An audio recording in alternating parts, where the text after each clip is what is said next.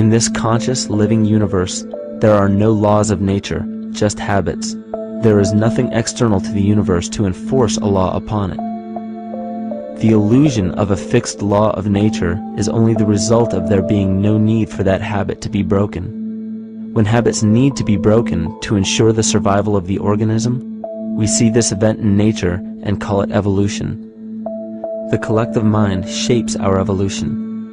And a great example of this is the experiment done by John Cairns in 1988. His team put lactose-intolerant cells in an environment with only lactose for food. Under a law of nature, every one of these lactose-intolerant cells would have died. But surprisingly, they all survived. Every one of them understood the problem that they were facing and replaced the defective lactase enzyme with a functioning one to utilize lactose for food. If a cell has the ability to decide how and when to evolve because it's facing extinction, then anything can. The existing beliefs are that a human body is a biochemical machine controlled by genes, and therefore the behavior, emotions, and character of our biology, our health, our lives are controlled by genes which we don't control. So this is what we taught people. You're a victim. Genes control your life. You didn't pick them. You can't change them. The genes you end up with program what's going to happen. My experiments on stem cells, which I started in 1967, I'd isolate one stem cell, put it in a petri dish, and then it would divide every 10 hours.